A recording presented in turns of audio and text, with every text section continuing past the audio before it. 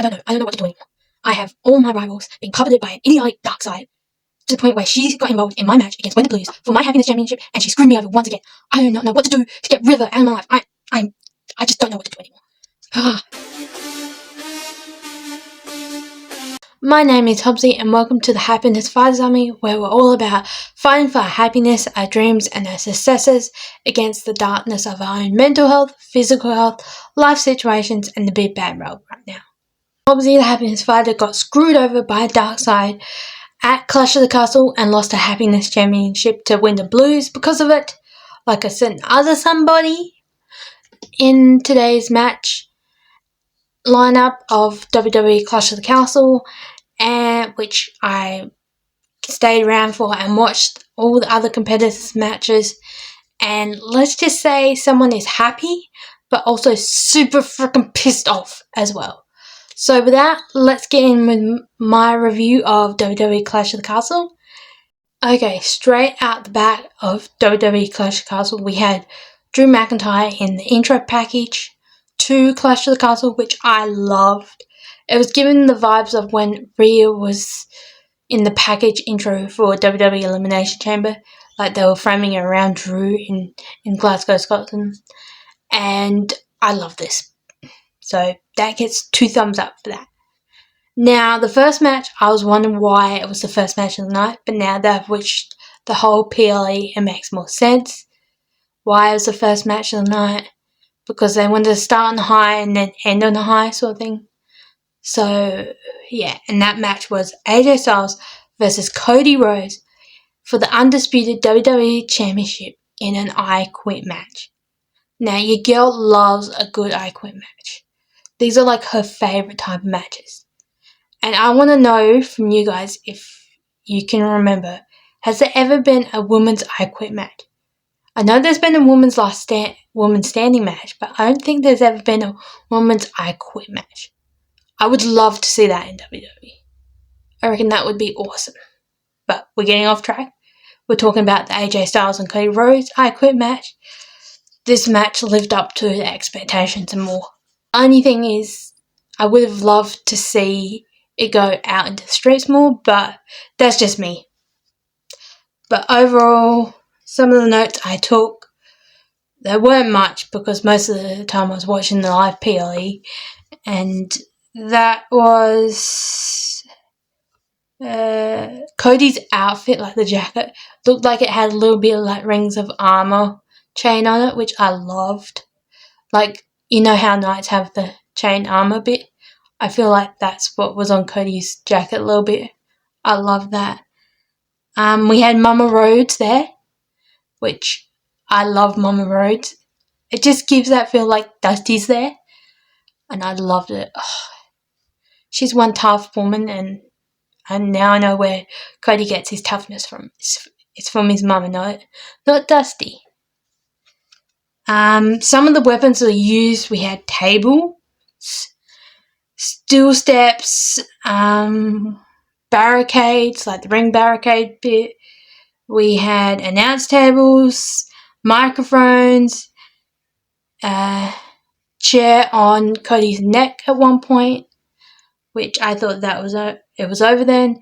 A kendo stick, a belt, a water bottle, handcuffs were even used in this match.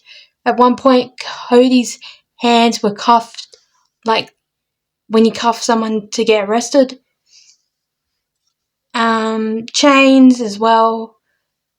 It went out the ring a little bit, backstage. We had one point AJ Styles using some of the TV cord, like the production TV cord on Cody. We had a submission hold on AJ, I can't remember what it was called, but it was a leg submission hold. And because there's no disqualifications and no rope breaks, it didn't really get like broken properly, like normal. There was an over-the-top stumble by both of them at one point. AJ taunted Mama Rose at one point. Cody was bleeding from the face. AJ was bleeding from the face. One point when the ref had the mic to Cody's face to see if he said, "I quit," he said, "Hell no." One point Cody faded out. Like, you thought he was out and he wasn't going to get back up. You had Mama Rhodes slap AJ Styles a couple of times. I was like, yes, that's my favourite bit of this match. Mama Rhodes slapping AJ Styles. He had the crossroad at least 3 times, one on a chair. And in the end, Cody had handcuffed AJ to the ropes. And he went out, he got the steel steps. And he was about to use it on AJ. And AJ says, "I quit." So AJ said the words, "I quit." And then Cody looks back at Mama Rose and says, like, "Should I do it?" And Mama Rose is like, "Yeah." And so he uses steel step on AJ after he said it. So Cody won. He's still undisputed WWE Championship, which I love. And then he was going out the ring, like, backstage area, like, before the entrance. And guess who comes up behind him? Solo Sikoa. They have a little stare down, and then Solo's buddies, the Tonga brothers, bashes him. And then who comes to his aid? Randy Orton and Kevin Owens. So I reckon they're setting up Bloodline takes on Cody, Randy, and Kevin. Somehow, I could see maybe Solo and Cody title match. I could see Solo maybe winning it, even though I do not want this. I could see him winning it and then Roman coming back and Solo saying, "Well, I did something you could never do, and that is beat Cody Rhodes or take Cody Rhodes out." Something like, I feel like they're setting up for SummerSlam here.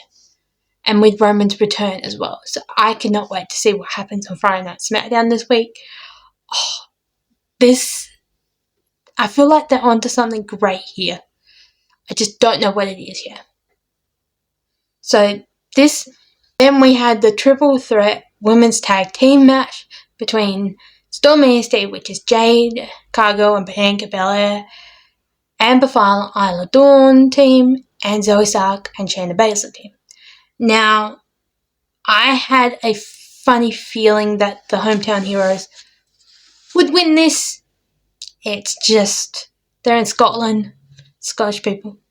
Why not? So, yeah. But I was going for any of these teams. It was a hell of a great match between all these women. Notes I've taken is Storm AST's outfit reminds me of Xena Warrior Princess vibes, especially Jade Cargill's outfit. Oh, I seriously can see Xena Warrior Princess vibes here. I'll put a picture of Jade's outfit and Xena Warrior Princess picture and see if you can get what I'm trying to say here. Jade did a Samoan slam combo on 2 people at one point. I think it was Zoe Stark and Alba Fire. I'm not 100% sure. My memory's a little bit not with it. There was so much going on that some of it's gone out the window now. Shayna and Alba Fire, like Shayna Baszler and Zoe Stark and Alba Fire and Isla Dawn, sort of did like a team up to take out the tag team champions, which makes sense. You want to take out the women that have the championship, so then you can just duke it out with the other team and then pin them. Isla Dawn did a powerbomb with like 2 women. I can't remember who it was exactly, and she did a powerbomb like that. I was like, that was impressive. And then in the end, the Hometown Heroes got the win. So we have new women's tag team champions in Alba Fire and Isla Dawn.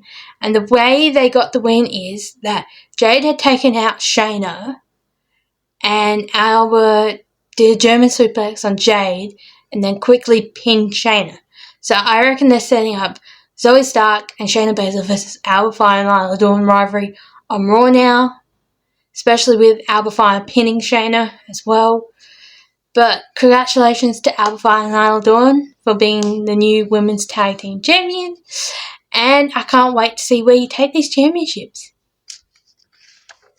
The next match is Sami Zayn versus Chad Gable for the Intercontinental Championship match. And this is a match where I was hoping Otis would turn on Chad. Now, first off, I loved Maxine's outfit because Chad Gable came out with Maxine Dupri and Otis. Don't know where Tozawa was. Maybe there was some flight issues or he just couldn't make it, but I don't know where he was. And they didn't really say, but I loved Maxine's outfit. It really looked good on her, especially with her having that moon boot on as well. Love that outfit. The audience went nuts for Sami. I was just like, I reckon they had a couple of drinks by this time of the PLE, maybe. They're in Scotland, they like to drink. But they went nuts for Sami. What else? The We Want Otis chant started up again. The You Suck chants as well for Chad. Chad targeted Sami's injured arm as well. We had a high drop kick by Chad Gable because Sami was coming off the top of the ropes. And what else? I'm just trying to read my writing. I was writing this so quick that some of it is unreadable. Chad went out and grabbed the title at one point and then handed it to Maxine. And Maxine was supposed to use it on Sami, but she couldn't do it. And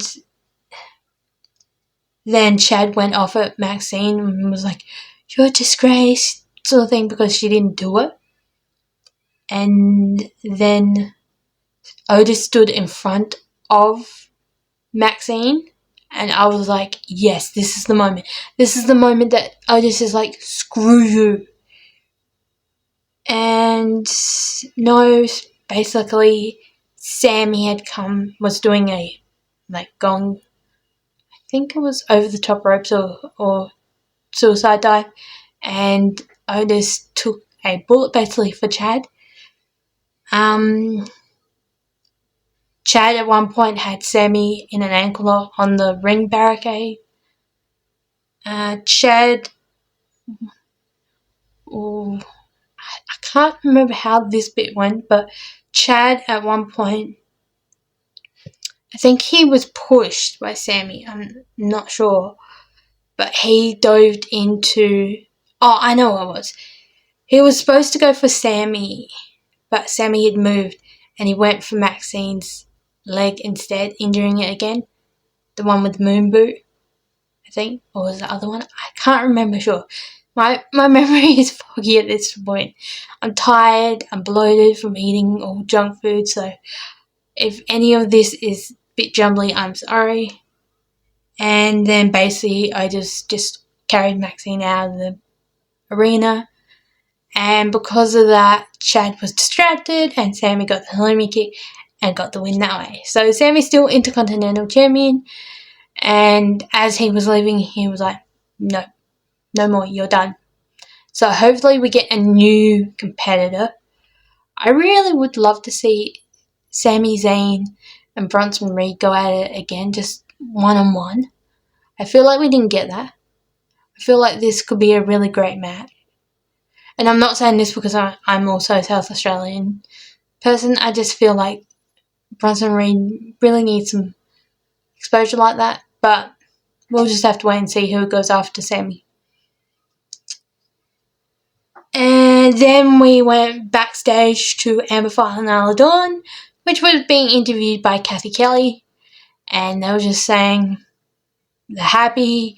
They knew they were going to win. Sort of what champions say after they win a match sort of thing. And yeah, and that was it basically. Then we had Bayley versus Piper Niven for the Women's WWE Championship.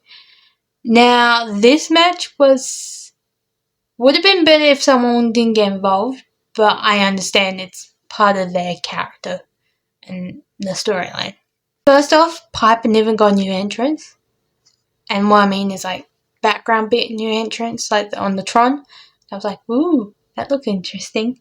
I will insert a picture of Bayley right here, which, side note, June 15th, which was yesterday here in Australia, and might be still June 15th over in the States or wherever you're watching this, is Bayley's birthday. So I want to wish Bayley a happy birthday, and I hope you had a great day, a great birthday filled with love and positivity.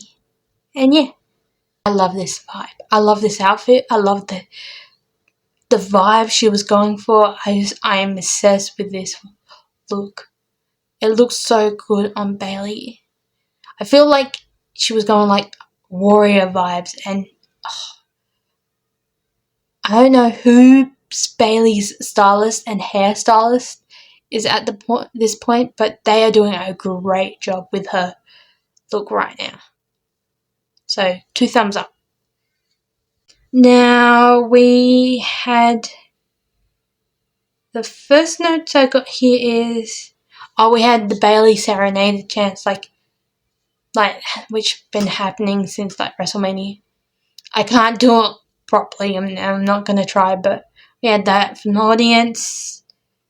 Chelsea slapped Bayley at one point out on ringside because she was at ringside, and the ref saw it and then Chelsea was having a hissy fit, and guess what? She got barred from ringside, which I think was the best move. I wanted to see these two one-on-one, and that was the best move.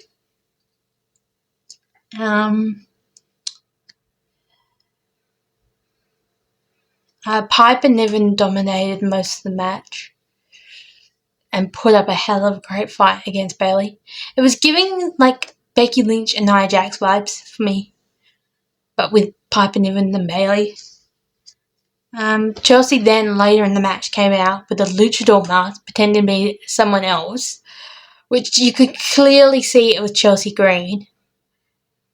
And Bayley was like, "Fine, if you want in, I'm gonna make you in this match." So she sort of took her out. And then later in the match, Bayley got the win with a crucifix driver. And yeah. So Bayley's still champion on her birthday. So that's a great present for Bayley. And now I think this is going to set up Chelsea Green and Piper Niven taking on Bayley and Naomi until SummerSlam, and then SummerSlam it's going to be Nia Jax and Bayley. I don't see Bayley defending the title at Money in the Bank. I can see her maybe at ringside for the women's ladder match, but I don't see her defending at Money in the Bank. I might be wrong though. Now, this match, the way it ended, is the thing that is pissing me off the most. And it's not because of how they did it, it's just because who came out.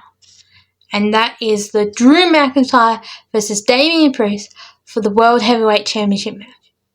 First, before the match even started, we had a bagpipe corps come out around the ring, which I get, Scotland bagpipes. I don't mind a bagpipe. What's your opinion on it? Let me know. Then Drew came out, and oh my god, Drew looks so hot, like a hot Scottish warrior vibe. I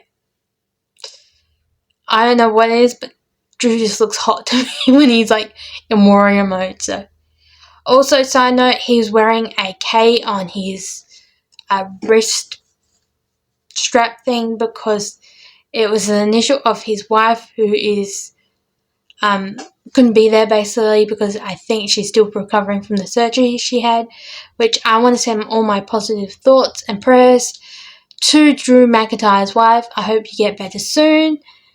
And yeah. Now, Drew, the loudometer or the the decibel thing that rates the decibel for the loudness was going off for Drew. It got to one point 105 decibels. And I would really like to know if they had done that at Elimination Chamber for Rhea Ripley, if we would have got the same amount of decibels. Because I reckon we would have got the Australians. Especially for Rhea's bit, I reckon. Because I feel like Scottish people and us are really loud and rowdy people. So I would love for WWE now to come back to Australia and see if we can beat that. That would be awesome. But yeah, I don't mind them showing how loud us WWE fans are. And the ones overseas as well. So just thought I'd put that little bit of fact in there. The crowd was basically going wild for Drew. Priest was basically the enemy. And I get that. Drew's the hometown hero. It'd be the same thing for us with Rhea Ripley and Nia Jax. It was giving off that vibe. What else had I put down? At one point, Priest went to go flying and his foot actually got trapped in between two ropes and it twisted around.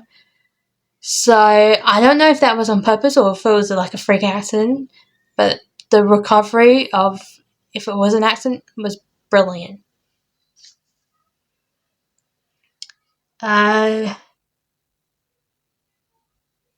One point, Drew did a Claymore kick to Priest through the ring barricade.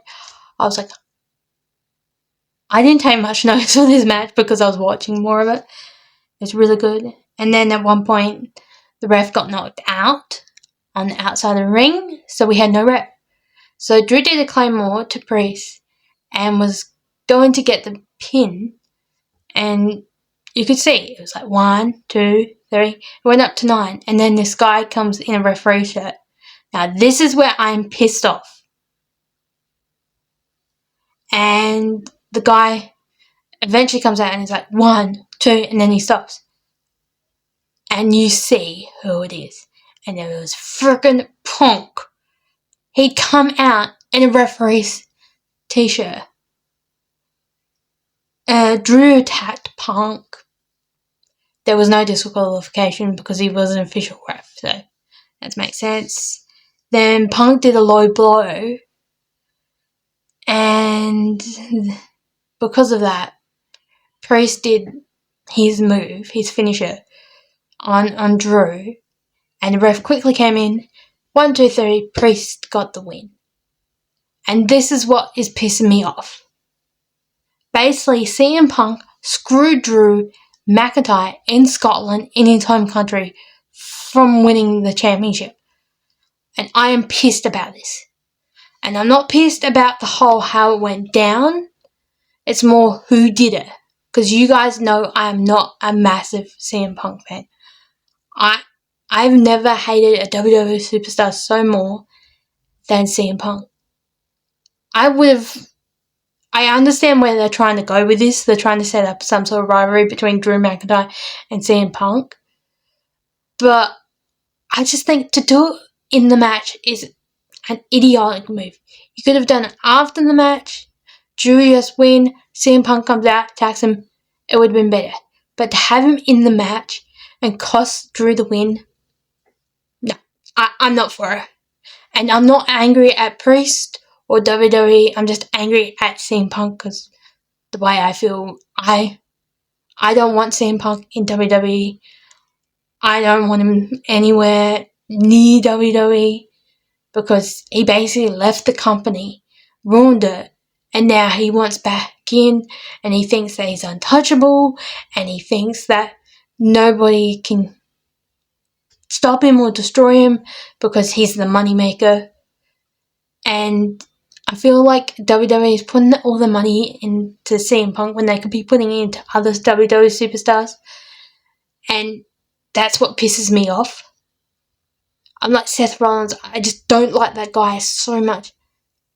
I don't even like the person CM Punk. Like, he might be a different person outside DVD, he might be no kind, which, fair enough.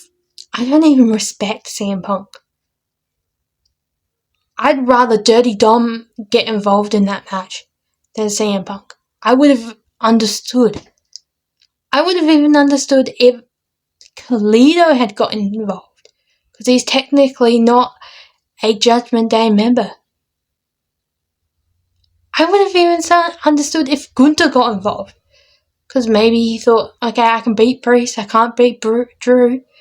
But to do this to Drew in his hometown, after what he's been through, I am fuming about this. And I never get this freaking angry about a superstar that's a heel doing this to another superstar. You will never convert me to be a CM Punk fan. Never. There has to be something drastic CM Punk does to convert me, but at this point, no.